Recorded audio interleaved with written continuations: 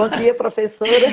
Bom dia, desculpa, gente, eu fiz até o teste com o Calil, achando que eu estava certinha, na sala certa, e 1 hora atrás, aí quando chegou na hora, ele estava na sala errada. Faz parte de todos os webinários, tem que acontecer algo, senão não é o webinário, faz parte do momento, mas deu tudo certo. Bom, obrigado por me arranjar um cantinho aí para eu falar do nosso projeto. É um prazer estar aqui, né, e parabenizo a equipe, né, por conseguir nesse momento tão tumultuado, né, que a gente está vivendo, de conseguir um momento de encontro, né, os nossos colegas também, eu sei que estamos todos envolvidos com o início do semestre. Bom, eu vou falar rapidamente, né, porque a gente tem pouco tempo, e sobre o projeto e como é que ele foi construído, enfim, e como é que a gente está trabalhando nele. Bom, então, eu sou a professora Kátia Tarouquela Brasil, do Departamento de Psicologia Clínica e da pós-graduação em Psicologia Clínica e Cultura, do Instituto de Psicologia, né, da UNB.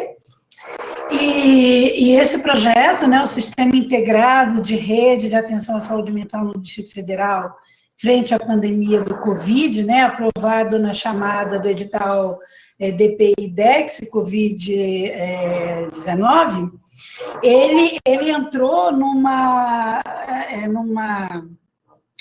situação em que nós estávamos, né, construindo o GT da DASU, né, que é a Diretoria de Atenção à Saúde da Comunidade Universitária, e foi muito interessante porque a DASU tinha várias ações, né, e eu fui convidada pela professora Larissa, né, que coordena a DASU, a ingressar o GT de saúde mental.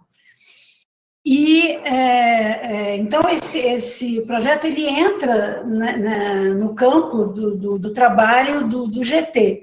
Por quê? O GT, ele trouxe várias propostas de intervenção, de atenção à saúde mental à comunidade universitária, tanto individual, atenção aos alunos, principalmente a comunidade universitária, os alunos, mas também os docentes, individualmente e também em grupo, aos docentes, mas também os servidores técnicos administrativos. Então, o que a gente foi percebendo era que quando a gente precisava encaminhar esses sujeitos em situação de sofrimento, fragilidades, né, depressão, a gente encontrava uma rede no sistema SUS também atingida pelo Covid. Então, eu fiquei pensando, né, quando surgiu o edital, né, por que não ver como é que está essa rede diante do Covid, tendo em vista que o agravamento da saúde mental, ele foi extremamente importante nesse período de isolamento. Então, o que eu acho que seria importante a gente enfatizar é que justamente ficou muito claro nessa situação de pandemia que o Sistema Único de Saúde, quer dizer, o SUS, no contexto da pandemia, ele é de extrema importância. Por quê? Pela sua capilarização na rede de atenção primária, nos serviços especializados, hospitais de urgência, tanto para a saúde física, né, vamos dizer, como para a saúde mental. Por quê? Porque a necessidade de uma saúde pública, né, com acesso universal, ela é necessária para garantir esse suporte para a população mais vulnerável. Então, o que a gente viu, às vezes a gente precisava encaminhar estudante, né, que a saúde mental perto da casa dele, um CAPS e tal, a gente chegava lá e se dava conta de que os profissionais também estavam sobrecarregados, alguns estavam de licença, também atingidos pelo isolamento, porque tinham filhos pequenos, porque não tinham, enfim, porque também foram atingidos pelo isolamento. Bom, então, para a gente colocar em cena de uma forma importante essa questão da saúde mental, não tem como a gente descartar o papel do isolamento. Então, o isolamento, que ele foi um método de redução dos riscos de transmissão do contágio, do Covid, ele teve um impacto psíquico importante para as famílias, para os trabalhadores, para as crianças, para os idosos. Então, o que a gente veio observando o que a gente gostaria de destacar é justamente que... deixa eu botar aqui. Deixa eu fechar aqui, que abriu.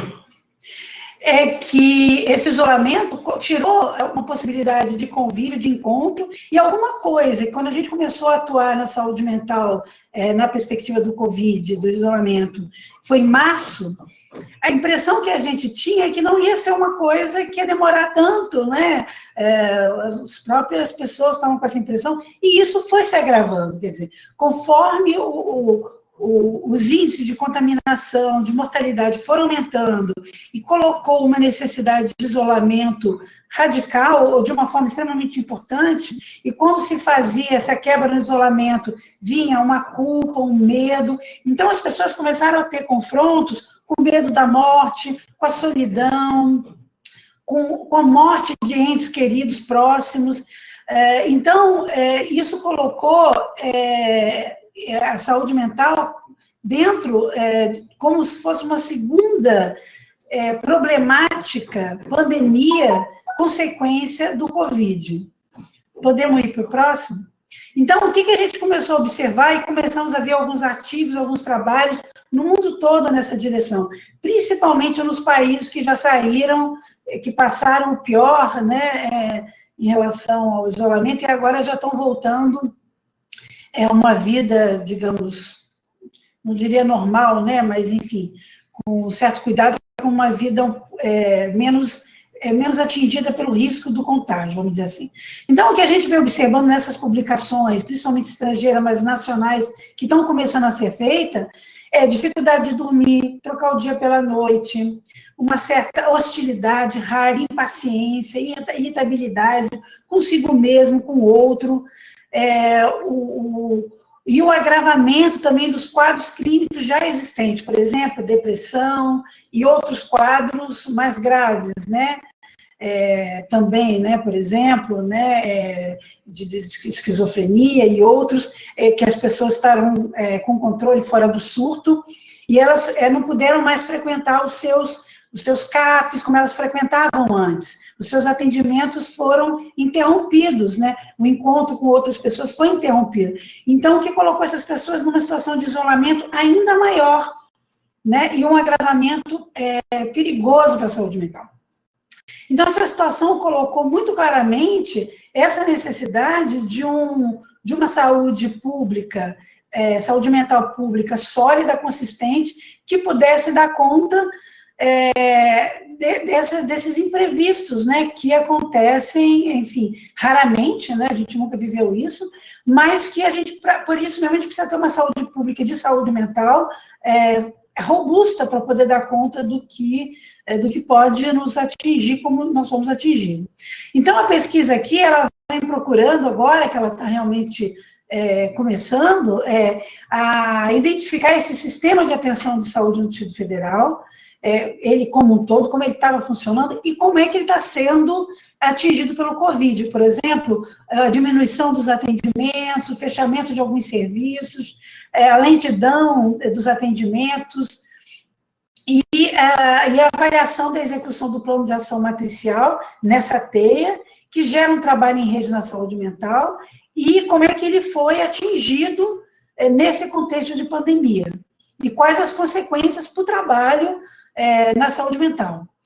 Bom, eu vou fechar, então, para isso a gente está construindo entrevista com os profissionais de saúde, né, e a nossa pretensão é fazer essa parceria com o GT, já estamos trabalhando com o GT de Saúde Mental da Universidade de Brasília, envolvendo os alunos e os profissionais de saúde do Distrito Federal. Bom, eu finalizo aqui, agradeço e está aberto para quem quiser colaborar, participar, meu e-mail está colocado lá na frente. Agradeço a oportunidade, Iracilda, e com essa atenção que a gente precisa ter com a saúde mental, nesse momento, na nossa comunidade universitária, comunidade do Distrito Federal. Muito obrigada, professora, de uma importância ainda, principalmente nesse momento.